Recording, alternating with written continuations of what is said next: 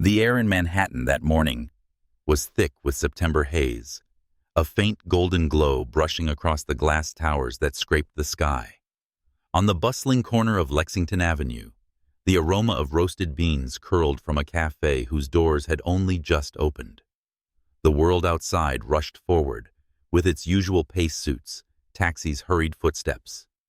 But inside that small café, a single woman sat in silence, her fingers trembling as she scrolled through the screen of her phone. Her name was Madelyn Harris. The messages staring back at her made her chest tighten.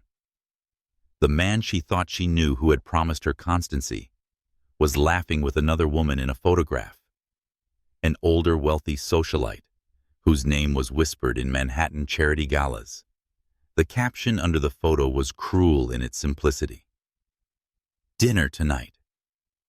Wear red." Madelyn's throat burned. She was a woman who had clawed her way through hardships, who had endured parents who treated her like a burden, and a city that often reminded her she did not belong. Yet betrayal, the sting of it, always found the most vulnerable corner of her heart. Her best friend Melissa leaned across the small table, her voice soaked in indignation. "He's at the cafe across town. Right now. He's probably smiling with her like you never existed." Madelyn's heart pounded. Melissa's words fanned the flames already consuming her. "I'll go," Madelyn whispered, her voice raw. "I'll go and end this today." Moments later, she was out on the street, her pulse racing with every step. Manhattan's chaos blurred the honking horns, the scent of hot pretzels, the push of strangers. All she could see in her mind was the image of a red tie, the sign of betrayal. The cafe on Fifth Avenue was different from the one she had left. Sleek, modern, frequented by polished executives and women in designer coats. The tall windows reflected the city like mirrors, daring anyone to step inside without confidence. Madelyn pushed through the doors. Her gaze darted, searching desperately. And then she saw it. At the center table, bathed in the soft glow of a hanging lamp, sat a man in a sharp navy suit, a red silk tie knotted at his throat. On the table before him lay a bouquet of ivory roses. Her vision narrowed, rage propelling her. The betrayal was no longer just a suspicion. It was real, tangible, sitting right before her. Madelyn didn't think. She couldn't. She marched across the cafe floor, her hand gripping the cup of steaming cappuccino she had just purchased at the counter. And she hurled the contents across the table before reason could whisper caution. The world froze. The hot liquid splashed against his immaculate suit, dripping down the silk tie, staining the roses at his side. Gasps filled the cafe. Chairs scraped. Conversations halted. The man jerked back his expression, caught between shock and fury. "Are you insane?" His voice was low, sharp, controlled, the kind of tone that demanded obedience, even before it demanded an answer. Madelyn's chest heaved. "You think you can cheat on me? Do you think you can walk around this city, buy flowers for someone else, and I'll sit quietly? Not today." His eyes narrowed, a piercing gray that seemed to strip her bare. "I don't even know you." Madelyn's lips trembled, but her anger refused to loosen its grip. "Don't lie. You're wearing his tie, the red one. You're sitting here with roses. You're—" The man cut her off, his voice calm, yet carrying an edge of lethal amusement. "Let me make something clear. I am Kingston Robinson, and I assure you I don't cheat because I don't have time for meaningless games." Her stomach dropped. Kingston Robinson. The name echoed in her ears. She had heard it whispered on news broadcasts, on finance channels, in the hushed reverence of city boardrooms. A billionaire. The head of Robinson Group is one of the most powerful conglomerates in America, and she had just drenched him in coffee. The cafe door opened, and an elegant woman stepped in, silver hair swept into a graceful bun, pearls at her throat. Her presence shifted the air, commanding without effort. Margaret Robinson Kingston's mother was a matriarch whose influence stretched beyond Wall Street. Her gaze swept over the scene, taking in the dripping roses, her son's stained tie, and the young woman trembling with indignation and fear. For a moment, silence reigned. And then, to everyone's astonishment, Margaret smiled. "Well," she said, her voice warm, "I have never seen anyone dare stand up to my son like this." She looked at Kingston, then back at Madelyn. "She has fire. And fire is precisely what this family needs." Mother Kingston began, his tone clipped. But Margaret lifted a hand, silencing him with the ease of a queen dismissing her knight. "I like her," she declared.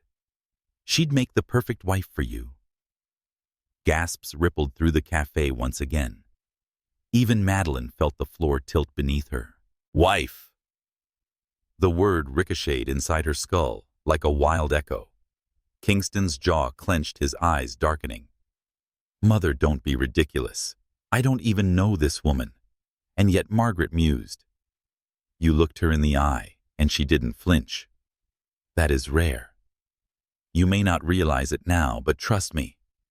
Kingston, this one will matter." Madelyn's voice cracked. "Excuse me, this isn't—" But Margaret was already turning to her. "What is your name, dear?" Madelyn swallowed hard. Madelyn Harris." "Madelyn," Margaret repeated softly, as though savoring the name. "If you agree to marry my son, I will make sure today's incident disappears. No lawsuits, no ruined reputation. Instead, you will step into a life most women only dream of." Madelyn's knees weakened. She had walked into this café ready to destroy a cheating lover. And now she stood accused of assaulting one of the most powerful men in America, yet offered the chance to become his bride. Kingston leaned back in his chair, his gaze locked on her, unreadable. "This is absurd," he said coldly. "I won't marry someone who thinks throwing coffee is a love language." But Margaret's smile deepened her tone, carrying the weight of inevitability. "Oh, you will. Or else today becomes tomorrow's headline. Billionaire heir attacked by furious woman in public." Which sounds better? Kingston. A scandal or a wedding? Madelyn's mind reeled. Around her, the whispers of strangers filled the café. Cameras flashed from cell phones. Her life was no longer her own. And somewhere in the chaos, she realized the truth: her world had just been upended. What began as an act of betrayal had turned into something else entirely. A dangerous, intoxicating twist of fate. Kingston Robinson, the untouchable billionaire, had just been bound to her by circumstance. And whether she wanted it or not, Madelyn Harris stepped into a story larger than anything she had ever imagined. The sound of Manhattan did not quiet easily yet for Madelyn Harris. The days following that cafe confrontation felt eerily muted. The traffic still roared, the voices of strangers still ricocheted across avenues. But her mind replayed one moment again and again. The stunned silence after Margaret Robinson had announced her absurd decree. "She would make the perfect wife for you." A sentence that should have been laughed away, forgotten by nightfall. Yet it clung to her heavier than the steam rising from subway grates. Kingston Robinson had not spoken to her after that moment. Not a word. He had left the café with the efficiency of a storm retreating, leaving only damp devastation behind. The crowd had dispersed, whispers trailing in their wake, and Madelyn had stumbled into the evening light with her clothes smelling of espresso and her heart shuddering with a mixture of fear and disbelief. She thought it was over. She hoped it was over. But it wasn't. The following morning, her phone buzzed with a number she didn't recognize. Against her better judgment, she answered. "Miss Harris." The voice on the line was clipped, precise, and undeniably authoritative. "This is Philip, assistant to Mrs. Margaret Robinson. This evening, You are expected at the Robinson estate in Greenwich, Connecticut. A car will collect you at 5. Madelyn's mouth went dry. Expected I didn't. Mrs. Robinson does not issue invitations, the assistant interrupted. She gives instructions. Do not be late. The line went dead. Madelyn stared at her reflection in the cracked bathroom mirror of her Harlem apartment. Her life had already been filled with instability, jobs, lost bills, stacked parents, more curse than comfort. But nothing had prepared her for the weight of Margaret Robinson's command. By dusk, the black car pulled up sleek as a panther. The driver opened the door with a silent bow, ushering her inside. As the city lights fell away and the Hudson shimmered past, Madelyn gripped her hands together, her pulse loud in her ears. The Robinson estate rose like a fortress on a hill. Columns of ivory stone guarded the entrance and sweeping lawns stretched toward the horizon. Windows glowed amber against the encroaching night. It was not simply a house. It was a statement whispered across newspapers and Wall Street circles. Inside, the air smelled faintly of cedar and wealth. Crystal chandeliers threw fractured light across polished marble floors.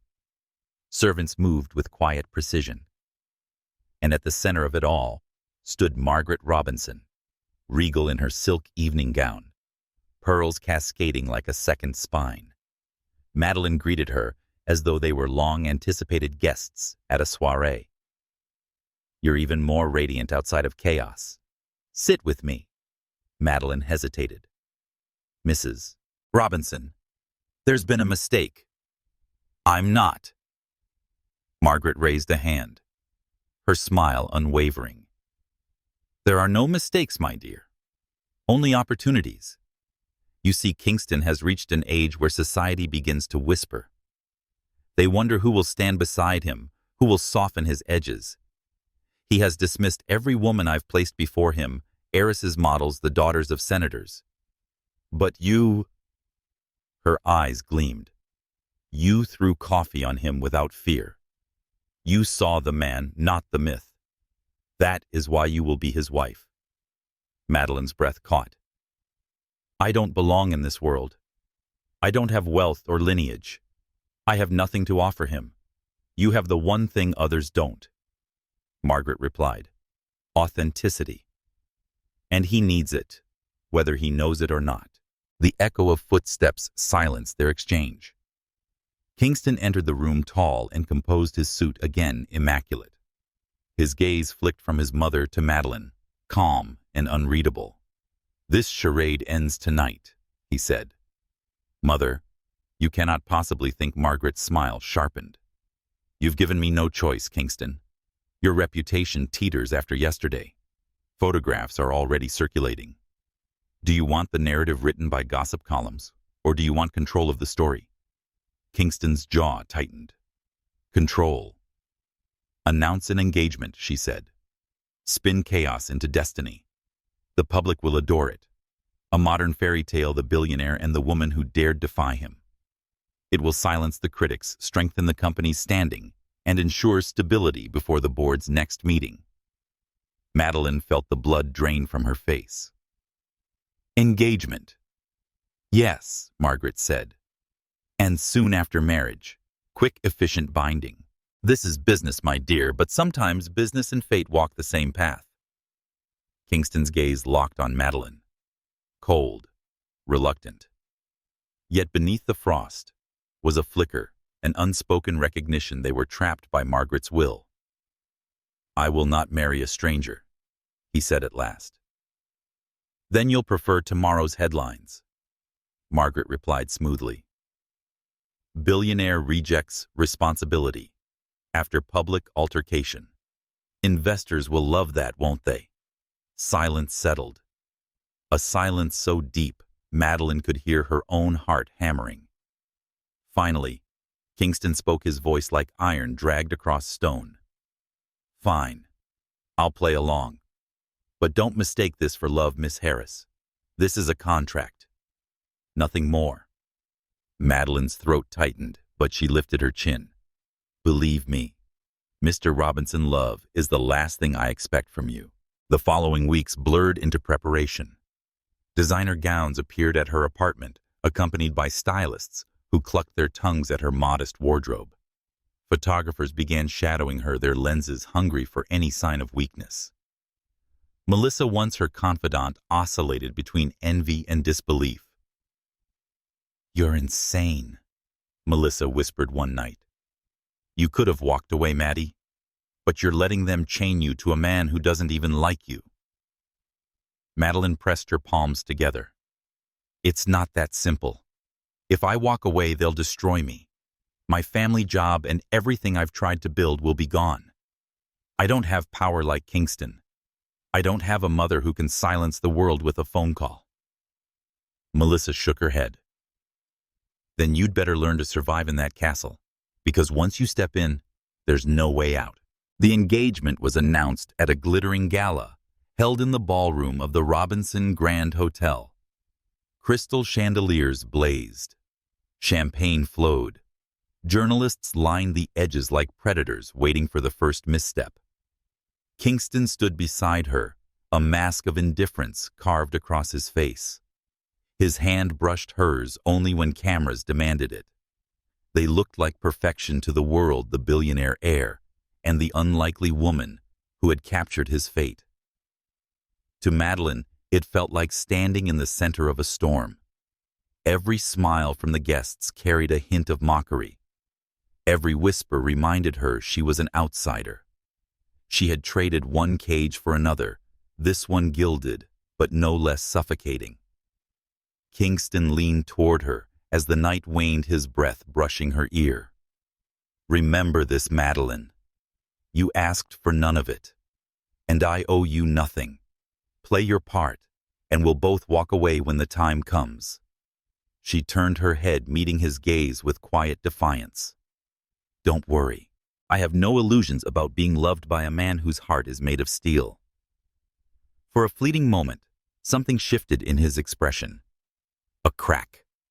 A flicker quickly buried beneath the weight of his control. Then he straightened, raising his glass to the cameras. And beside him, Madelyn smiled, the practiced smile of a woman who knew her every breath was being measured. That night, when the doors closed and the applause faded, she lay awake in a bed too large for comfort. The city lights bled through the curtains, casting fractured shadows across silk sheets.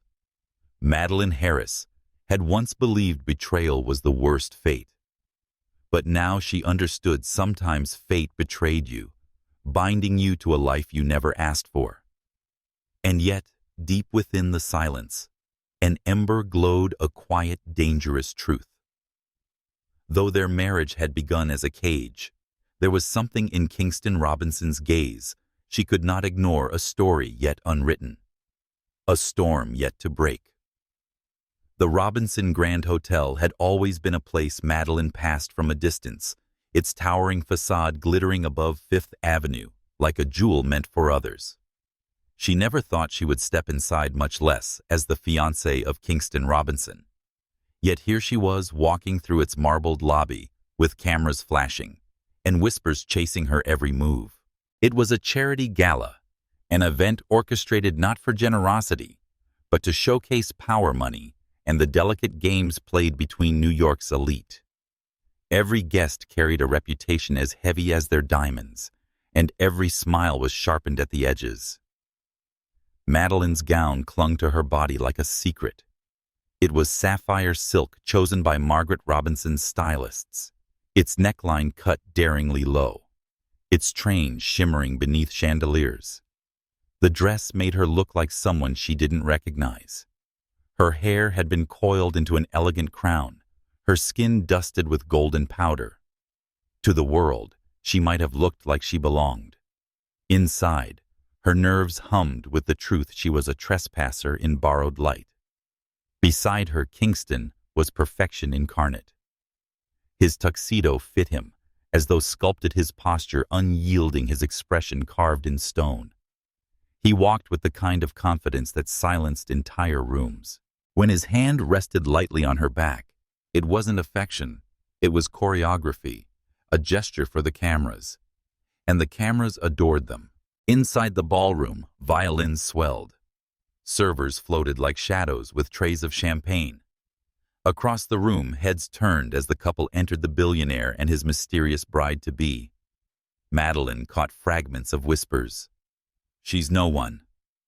From Harlem, I heard. "A stunt.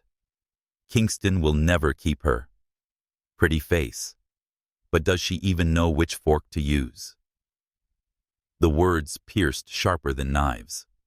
She lowered her gaze, heat crawling up her neck.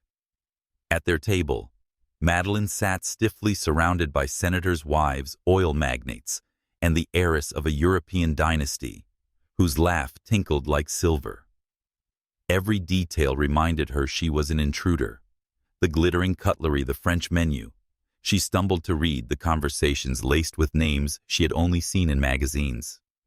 Kingston, however, played his role with flawless precision. He shook hands, delivered curt nods, exchanged pleasantries with board members and rivals. Never once did his composure crack. To him, this was nothing but business, another battlefield where reputation was the only weapon. Madelyn tried to steady her breath. She lifted her glass, took a sip, and wished the champagne could dissolve her unease. The evening grew heavier when Margaret Robinson approached the table, her smile radiant, her pearls catching the chandelier's glow. "Darling," she said, pressing a kiss to her son's cheek before turning her attention to Madelyn. "You are glowing tonight. The press will be ravenous." Madelyn smiled, though she felt the scrutiny of a dozen eyes. "Thank you, Mrs. Robinson." Margaret's gaze lingered a heartbeat too long, assessing, measuring. Then she turned to address the table, her voice carrying with effortless authority. "Our family has always stood for strength, for legacy. And tonight I am proud to introduce the woman who will soon join that legacy, Miss Madelyn Harris." Applause fluttered politely, yet it carried an undercurrent of mockery. A senator's wife leaned closer, her voice dripping with honeyed malice. "My dear, which school did you attend? I assume Harvard, perhaps?" "Yale." Madelyn's chest tightened. She opened her mouth, but the words stuck. She hadn't gone to Harvard. She hadn't even finished her degree. Kingston's hand suddenly pressed against hers beneath the table, firm, silencing. His voice cut across the air, smooth as glass. "My fiancée's education is not in question. Her resilience, strength, and courage speak louder than any degree." The table hushed. Madelyn blinked, startled, glancing at him. His expression was as unreadable as ever, but he had shielded her in that moment. The senator's wife laughed lightly, retreating. "Of course, Kingston. How admirable." The conversation shifted, but Madelyn's pulse raced. For the first time, she wondered if there was more beneath his icy mask than ambition. Later, when the gala reached its height, Madelyn excused herself, stepping onto the terrace for air. The city stretched before her, a constellation of lights against the velvet sky. She pressed her hands to the railing, inhaling deeply. Running away already. The voice behind her made her flinch. She turned to see a man approaching his tuxedo, immaculate, his smile practiced. He was younger than Kingston, but his arrogance filled the space like smoke. "I'm not running," Madelyn replied softly. He chuckled, swirling the champagne in his glass. "You don't belong here. Everyone can see it." A girl plucked from Harlem suddenly promised to a man like Kingston Robinson. "It's laughable." Her spine stiffened. "And yet, here I am." He stepped closer, his smile twisting for now. "But Kingston, he doesn't marry for love. He marries for gain. And when he's done with this performance, you'll be nothing but a headline he erases." Madelyn's chest ached, the truth of his words striking deeper than she wanted to admit. Suddenly, a shadow loomed. Kingston's voice was ice. "Is there a reason you're speaking to my fiancé without invitation?" The man froze, paling slightly. "Kingston, I was only proving why no one trusts you."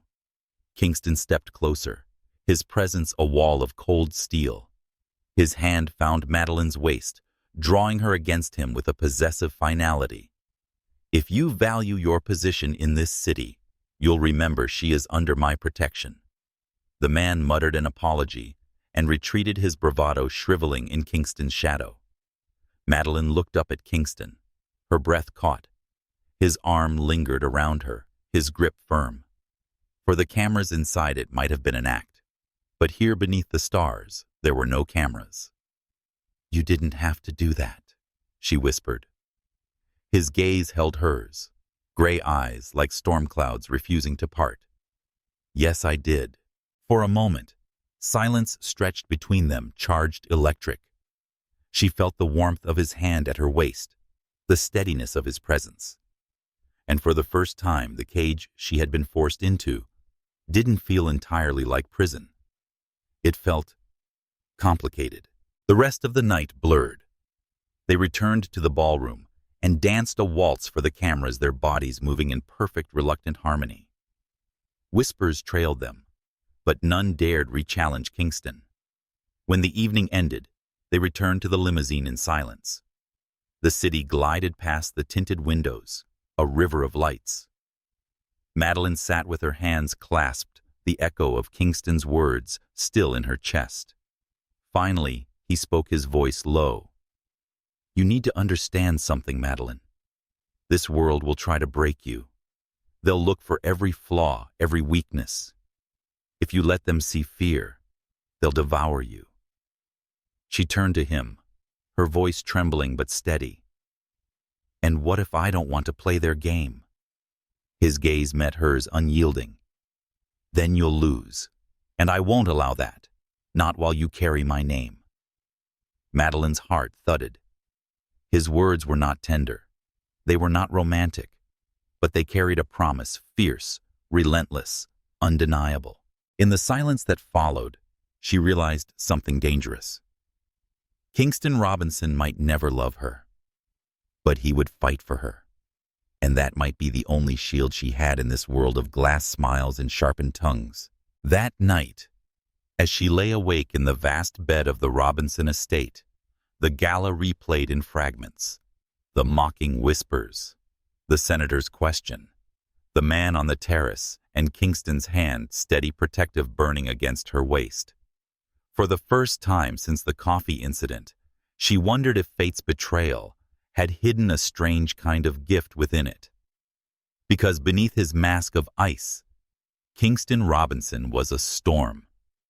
And storms, no matter how destructive, had the power to change everything.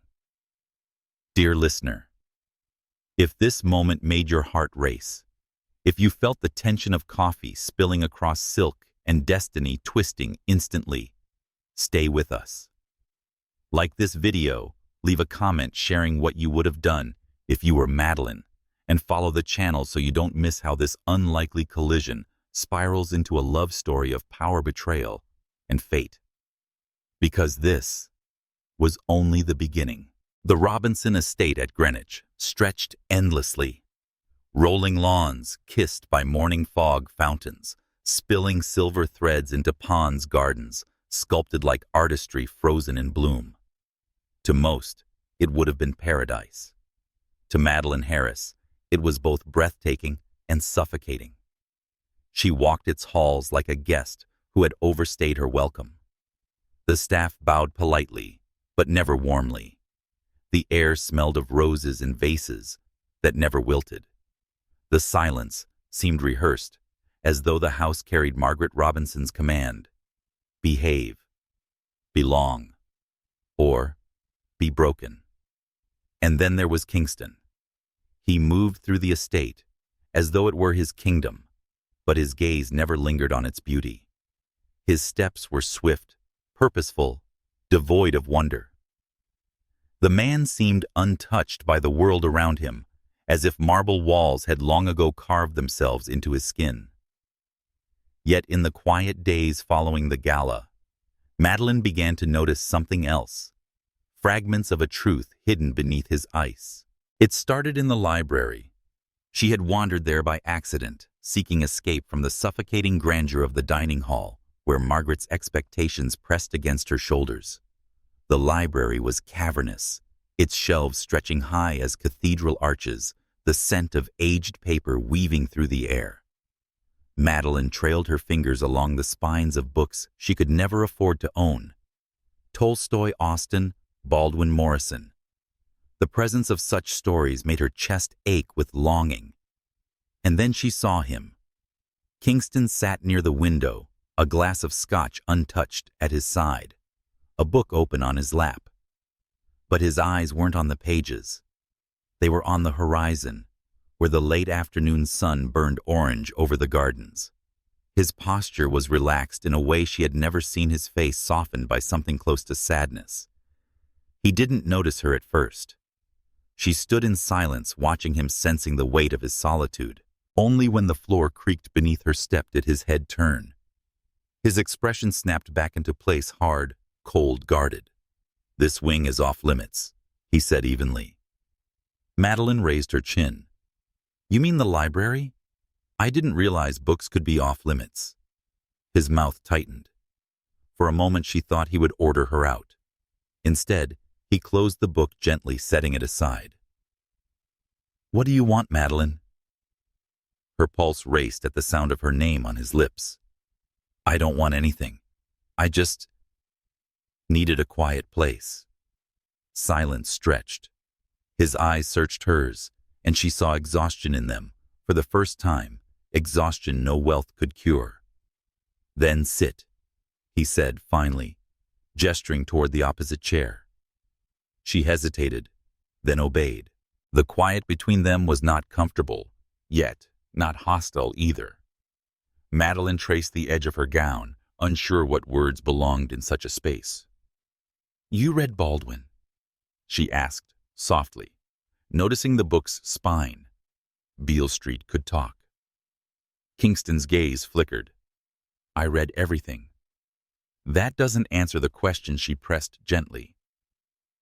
A shadow crossed his features. "Yes." Baldwin had a way of naming truths people would rather bury. He understood. Loneliness. His honesty startled her. She leaned forward. "Is that what you feel?" He froze as though she had trespassed on sacred ground. His jaw tightened. "Loneliness is irrelevant. Discipline is what matters." Madelyn studied him, her heart aching. Loneliness seemed impossible for a man worshipped by society, surrounded by wealth, power, and beauty. Yet she saw it there, lingering behind his every word. Days turned into nights, and Madelyn found herself noticing more. Kingston often worked late into the night in his study, light spilling beneath the door until dawn. His staff spoke of him in hushed tones, reverent yet fearful. He ate little, drank less, and never laughed. One evening, she passed his study and heard something unexpected, the faint sound of piano keys. Curiosity pulled her closer. Through the crack of the door, she saw him seated at the grand piano, fingers brushing the keys with haunting precision. The melody was not polished, raw, aching, filled with something he never allowed the world to see. She held her breath, afraid to break the spell. But then the music stopped. His head lifted, and his eyes met hers through the sliver of the doorway. "Enjoying yourself?" His voice was sharp, but not cruel. Madelyn stepped inside slowly. "I didn't know you played." His gaze returned to the piano. "I don't. Not anymore." "Why not?" He hesitated, his fingers hovering above the keys. "Because music belongs to another life. One I buried a long time ago." The pain in his voice sliced through her. She wanted to ask more, but the hardness in his eyes warned her away. So she said, "It was beautiful." For a fleeting second, something shifted in his expression. Gratitude, fragile and fleeting. It wasn't until a week later that the truth unraveled. They had been forced into another dinner with Margaret, who spoke endlessly of guest lists and public image. Madelyn barely touched her food, exhaustion weighing her limbs. Kingston barely listened. His answers were curt, his mind elsewhere. Afterwards, as they walked the garden path lit by lanterns, Madelyn gathered the courage to ask what had burned in her mind since the piano. "Who did you lose?" His steps faltered. His jaw clenched. "What makes you think I lost anyone?" She said softly, "About how you look when you think no one sees you. The way you hide behind discipline, behind power. And the music. Music doesn't come from ice, Kingston.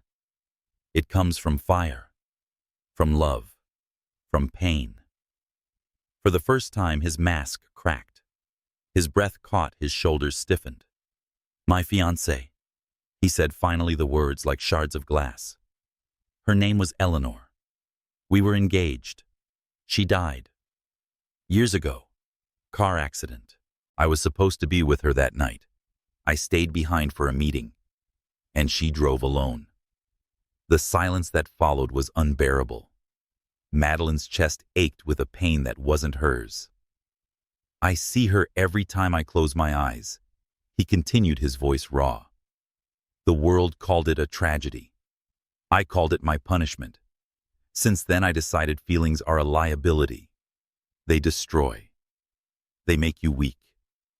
So I buried them." Madelyn stopped walking, tears stinging her eyes. She had never imagined this, never imagined the great Kingston Robinson could carry such grief. "Kingston," her voice trembled. "You can't blame yourself forever." He turned to her, his eyes burning. "I can. And I do." That night, she couldn't sleep. She lay in her wing of the estate, staring at the ceiling, her heart heavy with the knowledge he had shared. Kingston Robinson was not simply cold. He was broken. And suddenly her resentment toward him wavered. For beneath the contract and charade, there was a man whose pain mirrored her own, different yet devastating. She thought of her childhood, the betrayals of her parents, and the loneliness that clung to her life. Perhaps fate had not caged her beside him by accident. Maybe it had brought two broken souls together. In the days that followed, Madelyn's demeanor shifted. She no longer saw him only as the tyrant who had trapped her, but as a man she wanted to understand. She offered small kindnesses, a word, a smile, silence when silence was needed. Kingston, though still guarded, seemed to notice. He lingered longer at meals. His gaze softened when he thought she wasn't looking. Once, when she stumbled on the marble steps, his hand shot out to steady her, lingering a second longer than necessary. The ice was cracking. And though Madelyn knew danger lay in caring for him, she felt herself falling slowly, inevitably, into the storm that was Kingston Robinson. That evening, as twilight spread across the gardens, Kingston found her seated by the fountain, sketching absent-mindedly in a hidden notebook. "You draw?" he asked, surprising her. Madelyn startled, then smiled faintly. "Not well, but it calms me." He sat beside her, the fountain's water whispering between them. For a moment, there was no pretense contract or cameras. Just two people carrying wounds, did not know how to heal. "Madelyn," he said quietly, her name tasting different on his lips now. "You shouldn't try to fix me."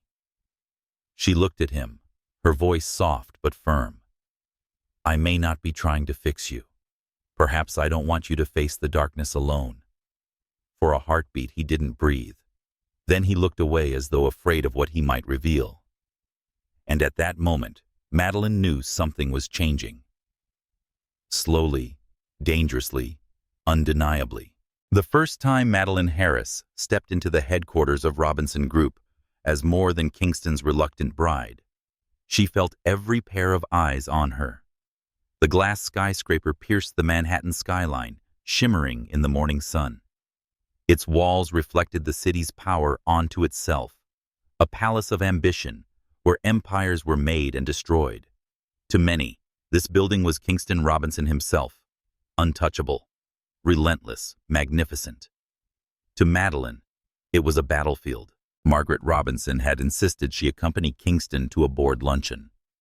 "People must see you. If you are to carry our name, you cannot linger in the shadows," she had said with her customary severity. Madelyn almost refused. She was not ready to stand before the titans of Wall Street, before women whose jewels sparkled brighter than chandeliers, and men whose pens signed away millions as though they were pennies.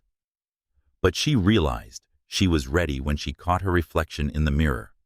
A woman in an elegant navy sheath dress, shoulders squared, gaze steady. Not because she wanted their approval, but because she had learned something vital. In the past weeks, she was no longer the girl from Harlem cleaning hotel rooms. She was Madelyn Harris Robinson, and she would no longer bow. The luncheon was held in a high-ceilinged hall overlooking Central Park. Crystal glasses chimed conversation, buzzed like bees circling honey.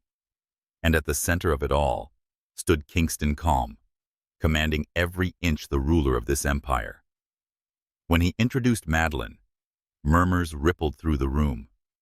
Some were admiring, others laced with disbelief. She could read it in their eyes. What is she doing here? Who is she to stand beside him? But Madelyn lifted her chin and smiled. She did not cower. When the conversation shifted to global markets, one of the directors made a half-mocking comment about how complicated it was for those who hadn't studied at Yale. His eyes flicked toward her. Madelyn's pulse quickened, but she did not retreat. Instead, she leaned forward and spoke, her voice clear, calm, and edged with steel. Markets aren't complicated because of the schools people attend.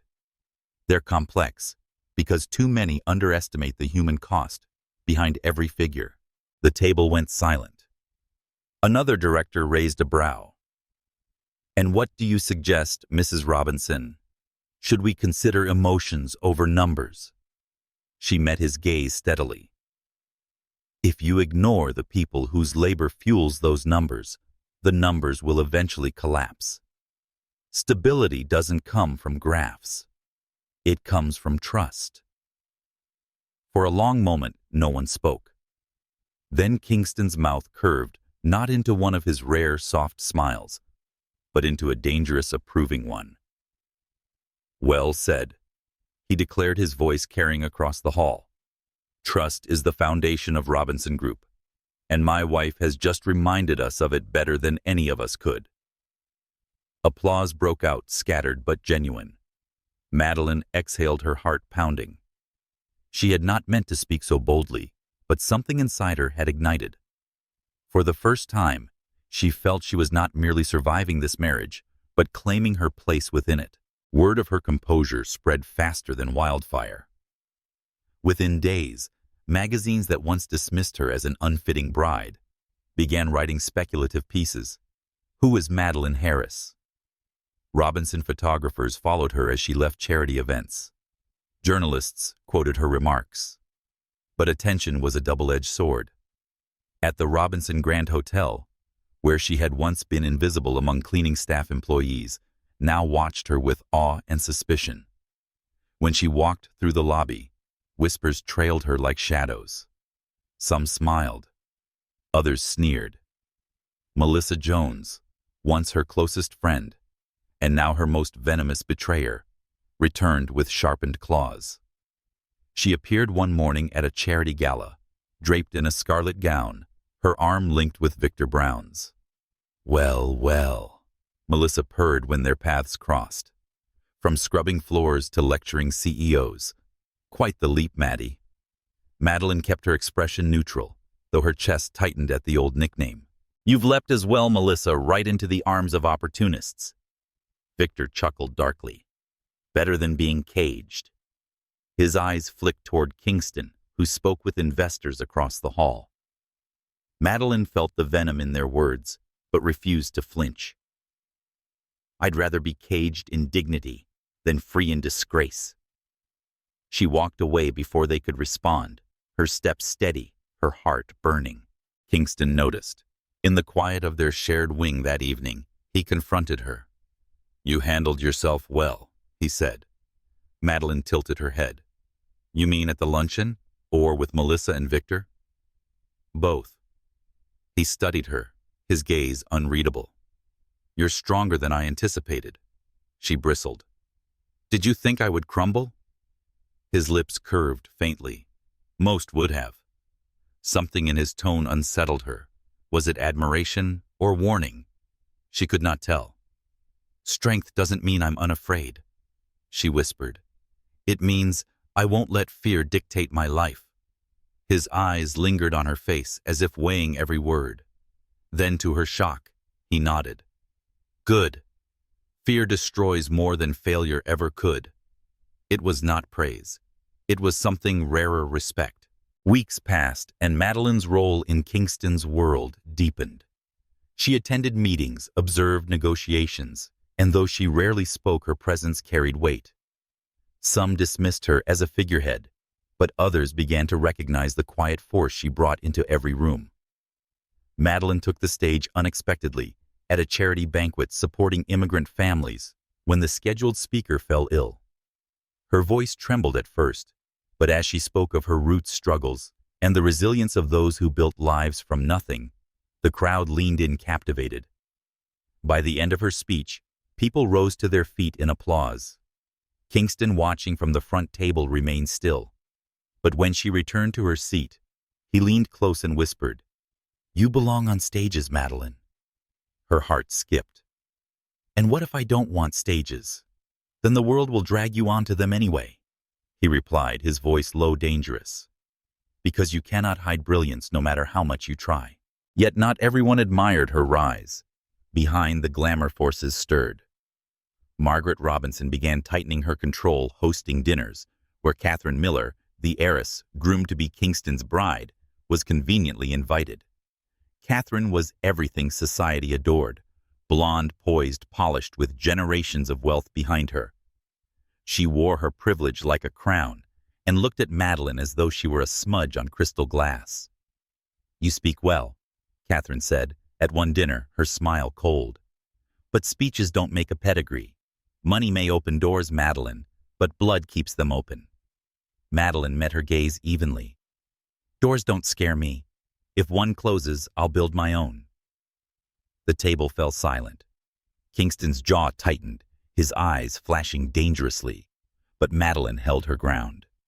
She had learned not to let venom burrow under her skin. Still, when she retreated to her chambers later that night, she felt the weight of it. The more she rose, the fiercer the knives aimed at her heart.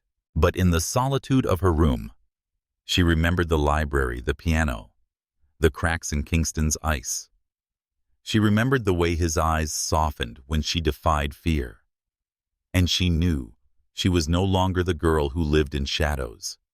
She was becoming a woman who could stand beside a man like Kingston Robinson, not as his possession ornament, but as his equal. The world was watching. Enemies were circling, and Madelyn Harris Robinson was ready. The Robinson ballroom glittered that night like a crown set upon Manhattan itself. Chandeliers spilled golden light across marble floors, violins whispered melodies through the air, and the city's elite swept through the doors in silks and diamonds. It was the annual Robinson Gala, the event that every power broker and socialite marked in their calendars. Madelyn Harris Robinson had never feared a stage more. Her navy gown clung to her figure with quiet elegance, its train trailing like a shadow behind her. Kingston's mother had chosen it. Margaret Robinson believed every stitch of fabric was a political statement. But as Madelyn gazed into the mirror before descending the grand staircase, she reminded herself that this was not Margaret's evening. It was hers. Still, her stomach coiled. For weeks, the whispers had sharpened, that she didn't belong, that she was an interloper, a symbol of scandal rather than prestige. Catherine Miller had seen to that, spreading venom across the circles Madelyn was only beginning to navigate. Tonight would be the test. The moment she entered the ballroom at Kingston's side, Silence rippled through the crowd before conversation resumed in a practiced hum. Eyes lingered on her, assessing, dissecting. Some softened with admiration. Others hardened with disdain. Catherine was already there, draped in crimson silk, her blonde curls shimmering under crystal light. She greeted Kingston with the familiarity of a woman who believed herself the rightful queen of this empire. "Kingston," she purred, her lips curving. "How rare to see you smile. You may have forgotten how." Kingston's jaw tightened, though his expression remained polite. "Catherine." Her gaze slid toward Madelyn, sharp as broken glass. "And Mrs. Robinson. What a surprising choice of dress. Margaret does have a talent for making even the simplest fabric appear elevated." Madelyn's fingers dug into the satin of her clutch. The insult was subtle, but it sliced all the same. She forced a smile, her voice even. "And you, Catherine, make even the grandest gowns look instead predictable." For a brief moment, silence stretched between them. Then Kingston's lips twitched slightly, but enough for Madelyn to notice. Catherine's smile faltered. The evening unfolded with toasts and laughter, with speeches praising Kingston's leadership and the Robinson legacy. Madelyn stood beside him through it all, her smile serene, though inside she was taut as a drawn bowstring. It was during the charity auction that Catherine struck. The auctioneer announced the final prize of the night, a private weekend at the Robinson Mountain Estate, accompanied by Kingston Robinson himself as host. Gasps echoed through the hall. Couples exchanged excited glances. It was a prize of intimacy, of exclusivity, a chance to claim what others never could. Catherine's hand shot up before anyone else could move. 100,000. The room buzzed. Others bid, of course. But Catherine raised the stakes each time, her eyes never leaving Madelyn's face. 200, 300, 500,000. By the time the gavel fell, the hall roared with applause. Catherine smiled sweetly, her voice carrying across the ballroom. "It will be a pleasure to spend time with you again, Kingston." Madelyn's breath caught. The words were deliberate, laced with poison. The crowd laughed, some approving, some scandalized. Whispers circled like vultures. Kingston's expression remained carved from stone, but his hand tightened against the stem of his glass. Madelyn felt her cheeks burn. It was not simply humiliation. It was a public declaration. Catherine had enough money, power, and claims to purchase even the presence of Madelyn's husband. She fled to the balcony when the laughter grew unbearable. The night air was sharp against her flushed skin, the lights of Manhattan sprawling endlessly below. Her chest heaved. She had promised herself she would not let them break her. But in that moment she felt small again, like the girl cleaning hotel rooms, invisible, until someone chose to mock her existence. The door opened behind her. She stiffened, expecting Catherine's triumphant sneer. But it was Kingston. For a long moment, he said nothing. He stood beside her, his broad shoulders silhouetted against the glow of the ballroom. Then finally, "You shouldn't let her see you bleed." Madelyn's throat tightened. "She bought you, like you were nothing more than property." He turned to her, his gray eyes unreadable in the dim light. "Catherine can buy weekends. She cannot buy me." Her laugh cracked bitter. "And yet the world believes she can. The world," he said coldly, "believes whatever spectacle entertains it most. That does not make it accurate." Madelyn met his gaze. There was no softness there, no comfort, but something steadier, something like a fortress. "Do you care what they think?" she whispered. His eyes lingered on hers, and for a fleeting instant the mask slipped. She glimpsed the man beneath, the man who played piano in secret, who buried grief so deeply it threatened to consume him. "I care what you think," he said quietly. The words lodged in her chest, dangerous and unbidden. The rest of the evening passed in a blur. Kingston escorted her back inside, his hand firm against the small of her back, his presence a shield. Catherine watched her smile, tight, her triumph incomplete. Later, when the guests had departed and the ballroom lay empty save for flickering candles, Madelyn stood at the base of the staircase, her heart heavy. Margaret descended the steps, her pearl necklace gleaming, her expression inscrutable. "You handled yourself well," she said, though her tone was clipped. "But you must understand, Madelyn Catherine has been bred for this world. You have not. That makes her dangerous." Madelyn lifted her chin. "So are flames when they're underestimated." Margaret's eyes narrowed, and for the first time respect flickered there. But so did calculation. In the privacy of their suite, Madelyn removed her earrings, her hands trembling. Kingston stood by the window, silent, staring at the city, as though it might offer him answers. Finally, she spoke.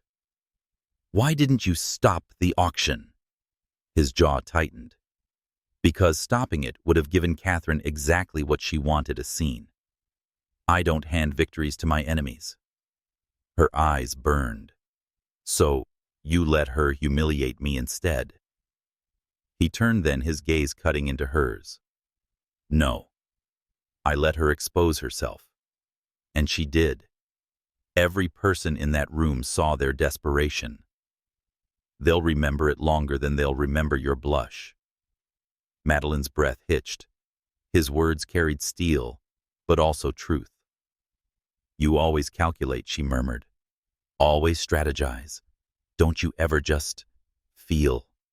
His expression hardened. "Feeling is a luxury I buried long ago." She stepped closer, her heart pounding. "It may be time you unearthed it." For a moment, silence stretched between them, charged and fragile. And though Kingston said nothing, his eyes betrayed him, gray storm clouds swirling ready to break. That night, as Madelyn lay in bed, she realized something terrifying. She was no longer fighting only Catherine or Margaret. She was fighting Kingston's walls, his refusal to feel, his obsession with control. And though part of her longed to escape, another part whispered the truth she dared not name. She wanted to be the one who shattered him. The Robinson penthouse lay draped in silence that evening, high above the restless pulse of Manhattan. Madelyn stood by the window, watching the city's veins of light snake through the night. Cars crawled like fireflies, but none of it reached her. Her thoughts returned to the gala, the glint in Catherine's eyes, the laughter echoing behind her, as though her dignity were a jest to be auctioned. The sting remained, even though Kingston had stood beside her. And yet, he had said it. "I care what you think." The words echoed in her mind, both balm and blade. What did they mean? A confession, a manipulation. With Kingston, everything was shadow and steel. The next morning, Madelyn attended a charity board meeting at Margaret Robinson's insistence. The conference room overlooked Fifth Avenue, its walls hung with portraits of Robinson ancestors, men and women, who had built fortunes on unyielding will. Madelyn listened, poised and attentive, as proposals were discussed, housing for displaced families and scholarships for underprivileged youth. She admired the projects, but saw how many were performances, a showpiece for wealthy benefactors. When her turn came, she suggested something different. Instead of a single grand gesture once a year, why not commit to smaller ongoing initiatives? Consistent programs that change lives quietly, every month, every week. Real impact rarely comes with cameras. The room stilled. Some members frowned, others whispered. Margaret's eyes narrowed. But one of the younger directors nodded slowly. "She's right. Sustainable programs matter more than flashy donations." Margaret's lips pressed thin, though she said nothing. Yet Madelyn felt the warning in her gaze. "Stay in your lane." Later that afternoon, Madelyn found herself alone in the penthouse library. At least she thought she was. She ran her fingers along the spines of books, pausing at one worn volume of Chopin's sheet music.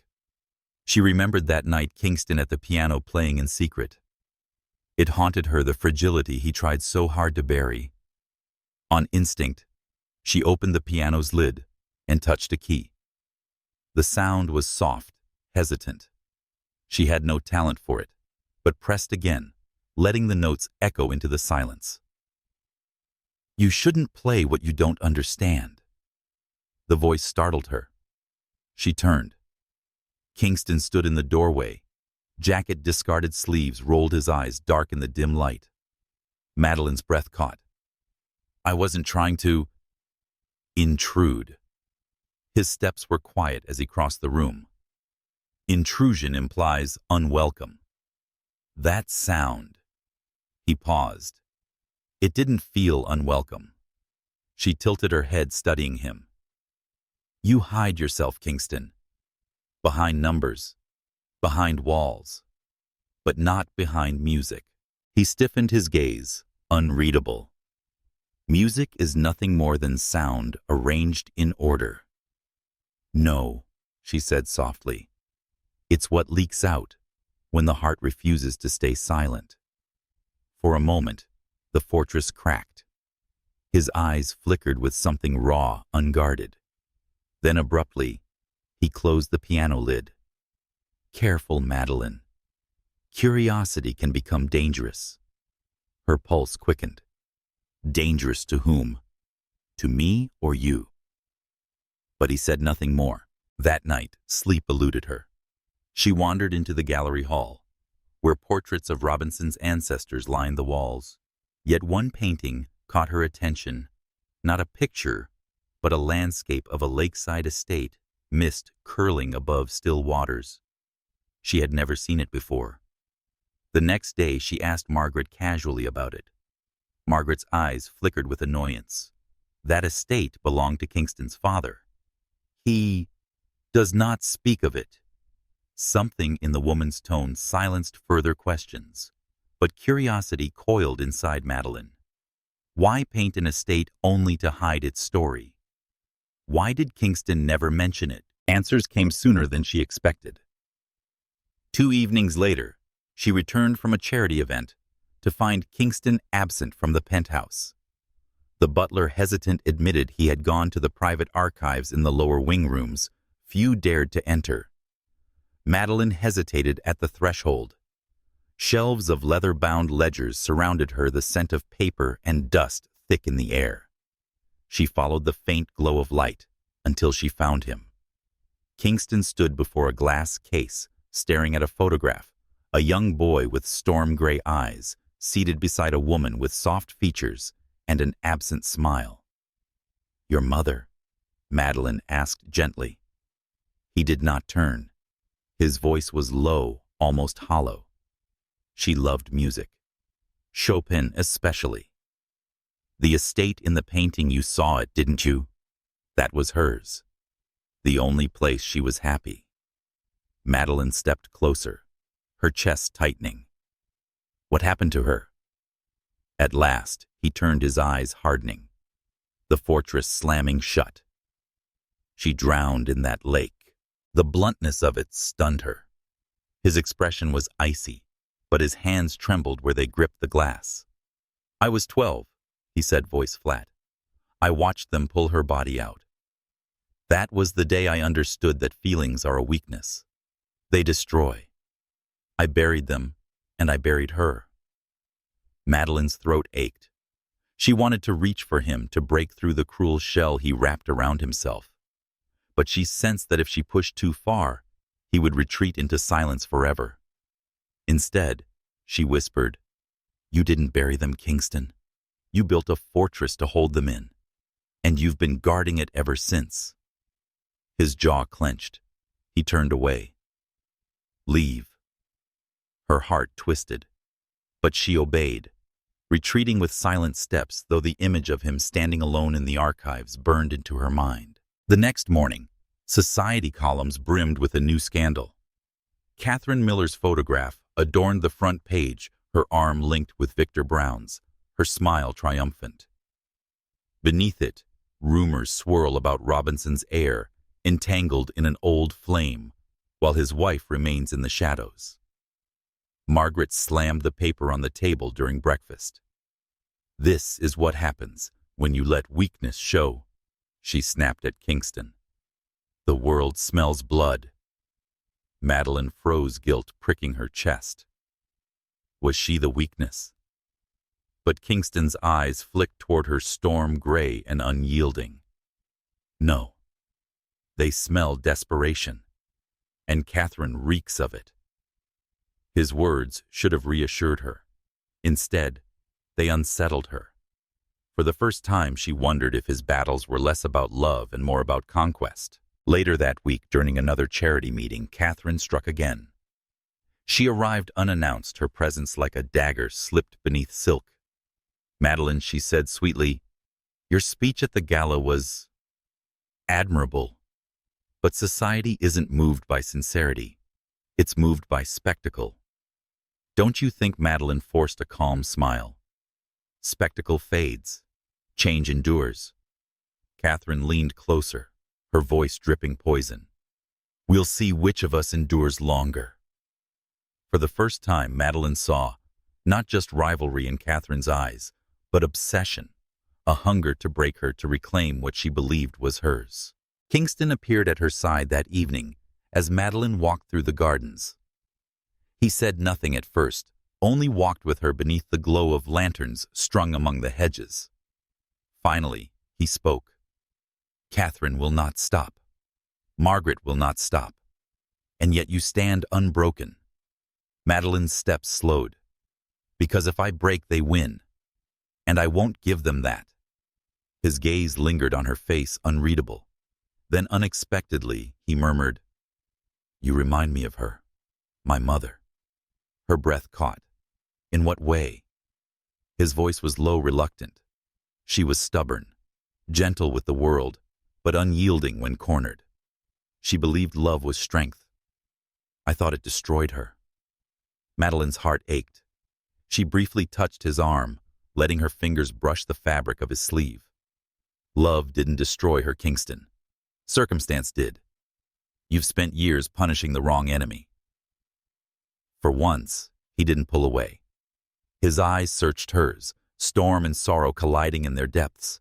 And though neither spoke the word, something passed between them, fragile, dangerous, undeniable.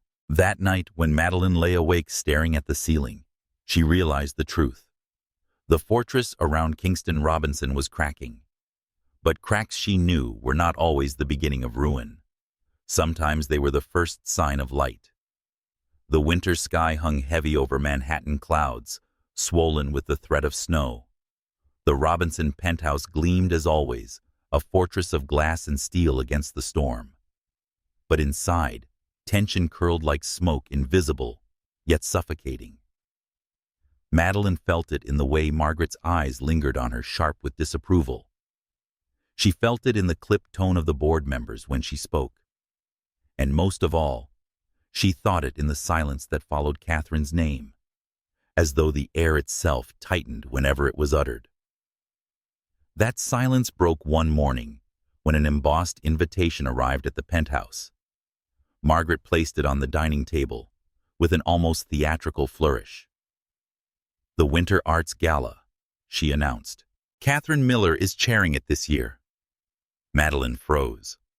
She needed no further explanation. Catherine's invitation was no gesture of peace. It was bait, spun in silver and lace. Kingston skimmed the card without expression. "We'll attend." Madelyn's pulse quickened. "You know it's a trap." His storm-gray eyes met hers. "Then we walk into it prepared." The night of the gala arrived.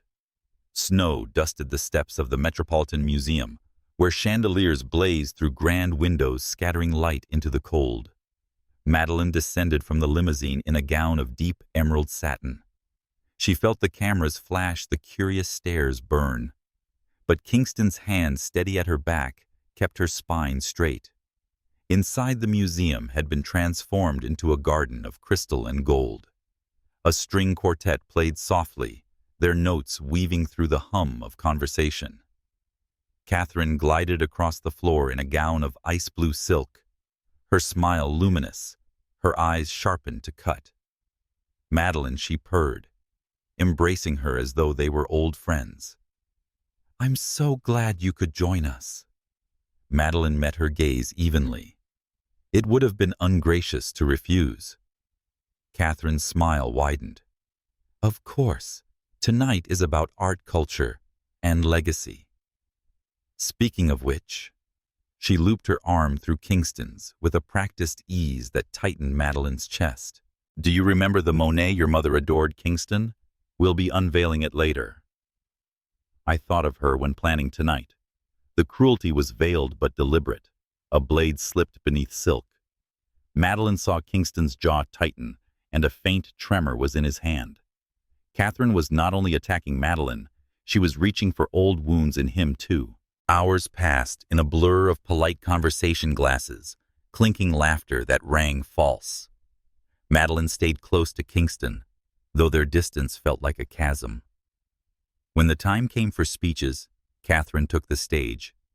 Her words flowed effortlessly, polished and bright. She spoke of heritage, of the importance of preserving beauty for generations. Then, with a dramatic flourish, she gestured toward Madelyn. And here she said, her voice carrying through the hall, "We have a living example of transformation. A young woman who rose from the modest corners of Harlem to stand among New York's elite. Proof that even the humblest beginnings can, with the right guidance, find their place at our table." The words dripped with poison disguised as praise. The audience laughed softly, some nodding, others whispering. Madelyn felt heat scorch her cheeks. She knew what Catherine was doing, turning her into a spectacle, a charity case paraded for amusement. Her chest ached, but she lifted her chin. "Yes," she said clearly, her voice steady. "I did begin in Harlem, and I will never forget it. Because dignity is not measured by where one starts, but by how one treats others along the way." The hall hushed. For a moment she thought she had turned the tide. Then Catherine's smile sharpened. "Beautifully said. And speaking of dignity, shall we show them what it looks like to belong truly?" She snapped her fingers. A large screen lit up behind her. Madelyn's breath stopped. Images flickered across the screen, photographs of her family back in Georgia. Her mother was wild-eyed and shouting outside a courthouse. Her father stumbled drunk through the street. Her younger brother, handcuffed, was shoved into a police car. Gasps rippled through the crowd. Whispers rose like a swarm of insects. Madelyn's vision blurred. The humiliation was complete, public, inescapable. Catherine had dragged her past into the light, twisting it into a weapon. She turned instinctively, seeking Kingston. But he was already moving. In 2 strides, he was at Catherine's side. The storm in his eyes was visible even from across the hall. "Enough," he said, his voice like thunder rolling through marble.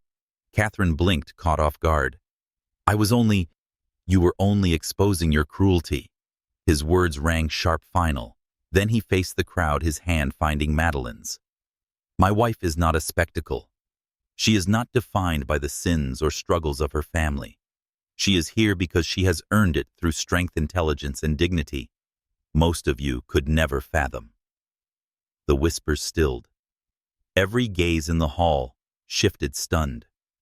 "She stands beside me, not as charity," Kingston continued, his voice low, "but carrying, but as an equal. Anyone who believes otherwise will answer not only to her, but to me." The silence that followed was electric. Catherine's face remained composed, but her hands trembled at her sides. Madelyn's heart pounded. The humiliation lingered, but above it rose something fierce, impossible to ignore. Kingston had defended her, publicly, unequivocally. The rest of the gala passed in a blur. Conversations faltered, laughter thinned. Catherine tried to salvage the night, but her charm no longer gleamed as brightly. Madelyn finally spoke when the limousine doors closed behind them, the world outside muffled by glass. "You didn't have to do that." Kingston's gaze turned toward her. "Yes, I did." She shook her head, her voice trembling. They will still whisper. They'll still judge me for where I came from. His hand reached for hers firm. Let them. Their whispers cannot touch you if you stand taller than them. Madelyn swallowed hard. And you? Why stand with me at all? You've built your life on walls, Kingston. Why let them see inside now? For a long moment he was silent. Then softly, almost reluctantly, he said, because when they tried to break you, I saw myself. And I couldn't watch it happen again. Her chest tightened. Again, his gaze drifted toward the window, the city lights blurring in reflection. When my mother died, they whispered too about weakness, about failure. I stayed silent. I let them bury her in shame. I swore I'd never care again. He turned back to her, his storm-gray eyes raw in a way she had never seen. But then you walked into my life with fire in your veins, and suddenly silence wasn't enough. Not anymore. Madelyn's breath hitched. Her heart wanted to believe him, to hold on to this fleeting moment of truth. Yet fear coiled in her chest, whispering caution. Still she found herself whispering, maybe silence isn't what either of us needs. For the first time, Kingston did not retreat. He held her gaze, and the fortress around him cracked wider, light spilling through. Later that night, alone in her room, Madelyn replayed it all, the humiliation, the defense, the confession. Her heart trembled with contradictions. Catherine had tried to break her. Instead, she had uncovered something more dangerous. Their bond was no longer an illusion or a mere contract.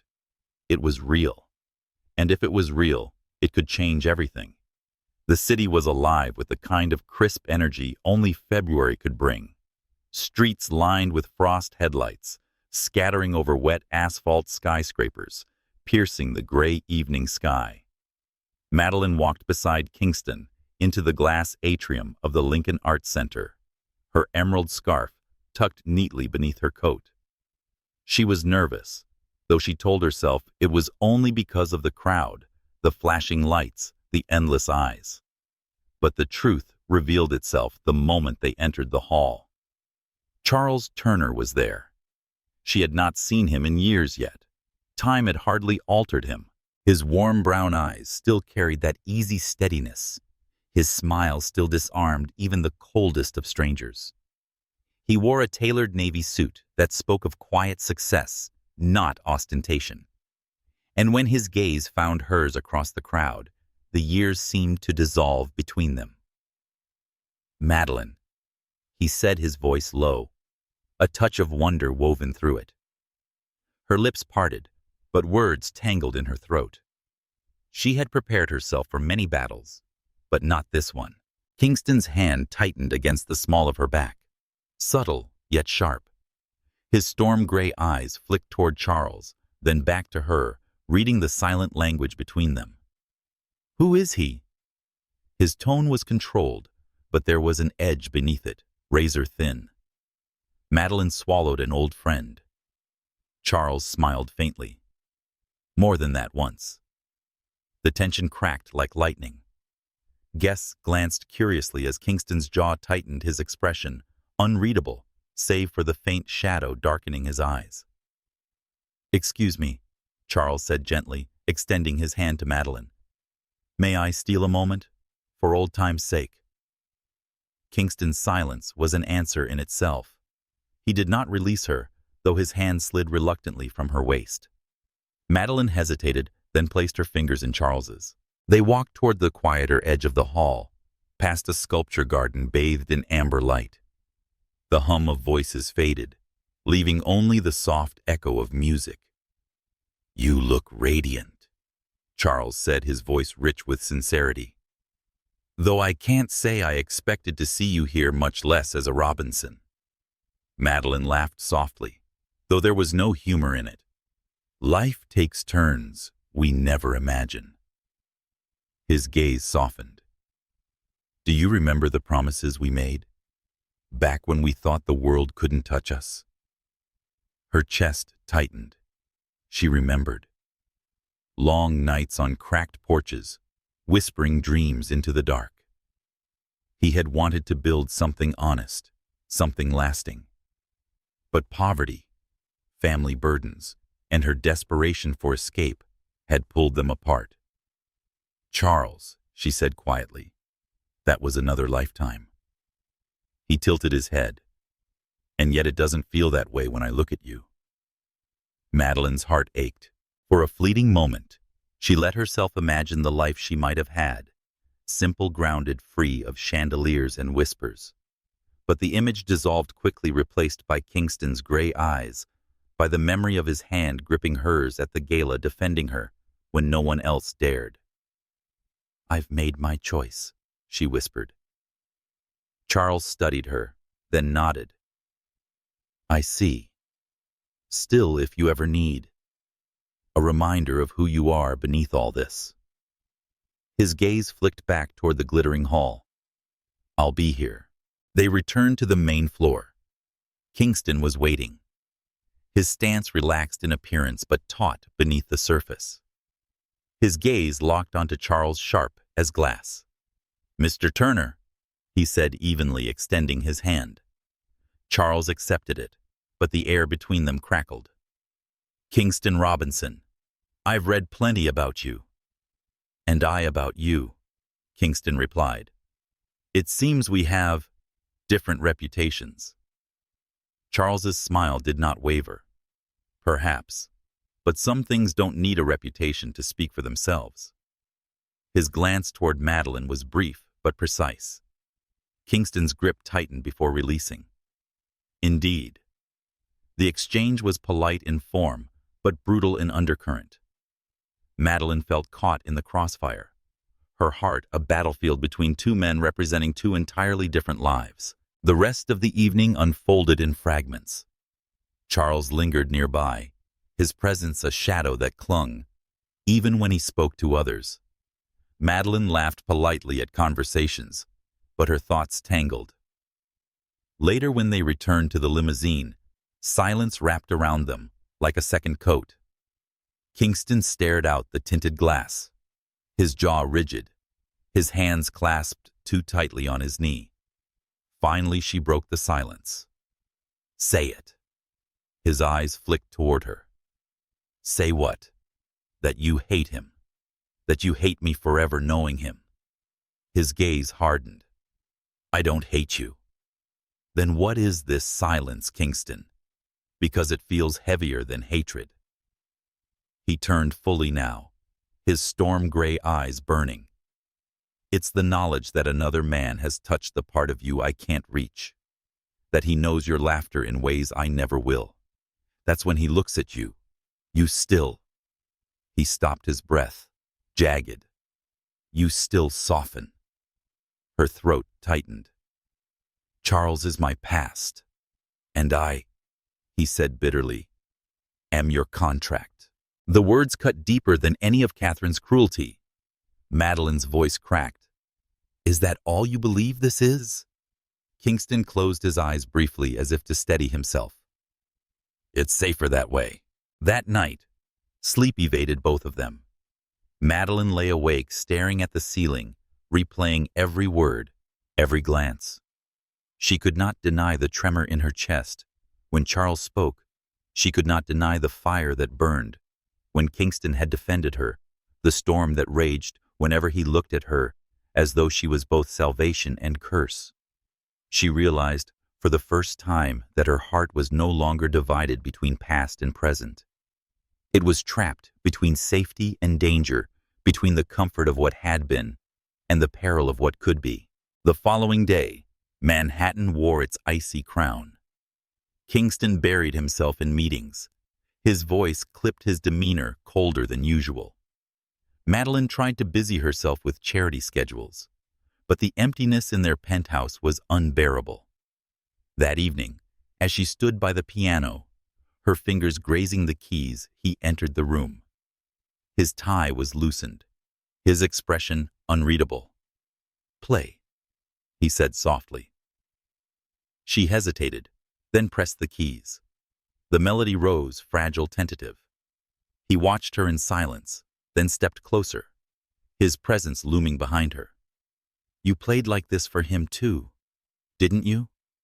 he asked quietly. Her hands faltered. "He didn't listen like you do," she whispered. "Not the way you—" "Here." Silence stretched. Then slowly he reached out, closing the piano lid with a soft thud. His hand lingered on hers, warm, firm, unrelenting. "Madelyn," he said, his voice low, almost breaking. "Don't let him steal what I've barely begun to find." Her breath caught. For the first time, he was not Kingston Robinson, fortress of steel and marble. He was simply a man, raw, desperate, afraid of losing something he hadn't dared admit he wanted. And in that moment, her heart whispered the truth she had feared. Charles Turner was her past, but Kingston Robinson might be her undoing. The storm had been building for weeks and broke in full force. The Robinson Group was holding its annual global conference at the Robinson Grand Hotel, where hundreds of powerful investors, media representatives, and dignitaries from across the world gathered. For Kingston, this was the battlefield where his empire would be tested. For Madelyn, it was the stage where her very existence as his wife would either be vindicated or destroyed. Catherine Miller had planned it carefully. She had aligned with Victor Brown, whispering poison into the ears of certain board members, feeding the press with rumors of Madelyn's past, her family's scandals, and her supposed incompetence. And tonight, Catherine's trump card would be revealed. Silence rippled across the crowd when Madelyn entered the ballroom at Kingston's side. She was radiant, draped in an elegant sapphire gown that shimmered beneath the chandeliers. But the eyes upon her were not all kind. She could feel the weight of their judgments, the whispers of doubt. And then Catherine made her move. She strode onto the stage, uninvited microphone in hand, her voice slicing through the air. "Ladies and gentlemen," she began, her tone laced with poison, disguised as civility. "Before we invest our futures in the Robinson Group, perhaps we should ask ourselves who exactly is steering this empire. A titan of industry, or a woman who crawled out of Harlem's shadows?" Gasps echoed. Cameras flashed. Catherine's words hit like daggers. Victor stepped forward, waving a stack of documents. Evidence, he declared smugly. Her family's debts, her father's arrests, her mother's gambling. Is this the image Robinson Group wishes to show the world? For a moment, Madelyn's breath faltered. It was as though the ground had been yanked beneath her feet. Her darkest past, the humiliation she had tried to bury, lay bare before the most powerful people in the world. But before she could speak, Kingston rose from his chair. He took the microphone from Catherine with a calm so sharp it cut deeper than any rage. His gray eyes scanned the crowd, his voice low but resonant. "Yes," he said. "Her past is humble. Her family is flawed. But if you measure greatness by bloodlines, you miss the very essence of what builds empires." He turned toward Madelyn, and for the first time the cold mask of the Titan slipped. His voice softened, intimate despite the sea of eyes watching. "This woman stood in the storm when others mocked her. She worked when others gave up. She believed in herself when no one else did. And when I, blinded by my pride, refused to see her worth, she fought until the world had no choice but to acknowledge her brilliance. She is not my weakness. She is the strength that keeps me standing." The ballroom fell into breathless silence. Cameras continued to flash, but no one dared interrupt. Kingston's following words landed like thunder. "And if anyone here questions her place beside me, then you ask me.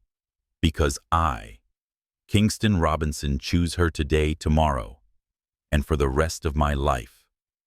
Applause erupted, hesitant at first, then building into a roaring wave. Investors nodded, murmurs became praise, and even the press began scribbling notes of admiration instead of scandal. Catherine's face blanched. Victor's smirk vanished. Their carefully laid trap had crumbled into ashes. But the night was not over. As the applause continued, Madelyn took a step forward. Her hands trembled, but her voice carried steady and clear. She said, "I will not deny where I come from," her gaze sweeping across the room. "Yes, my family is flawed, but I am not defined by their mistakes. My choices, perseverance, and faith in myself define me.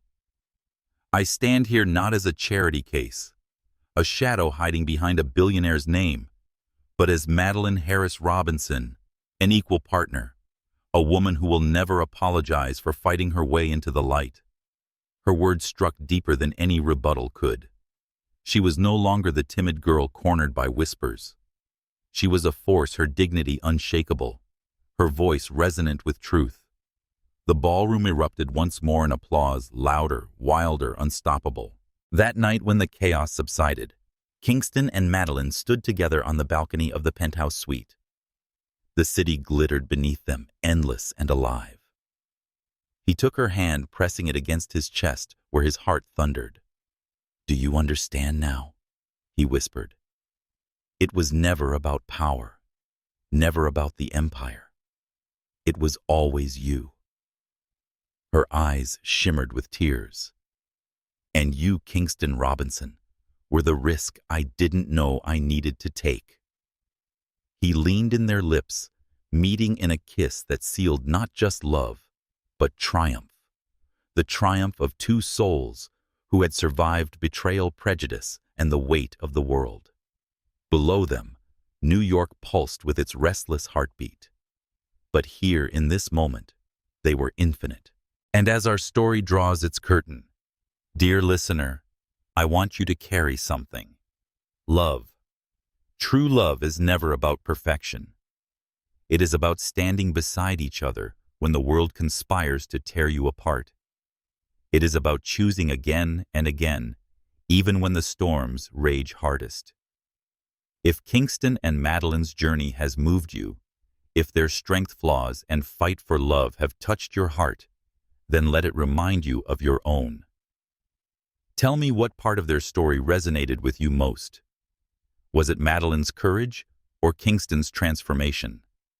Share your thoughts below, because your voice makes this space more alive than any story ever could. And if you want to walk with me through more tales of love, betrayal, and redemption, don't forget to like this video, leave a comment, and follow the channel. Each gesture is not just support the thread that binds us together, keeping stories like these alive. Let us leave Madelyn and Kingston beneath the New York stars, two hearts, once broken, now whole. And let us carry their story as proof that no matter where we come from, we are always worthy of a love that chooses us fiercely and without end.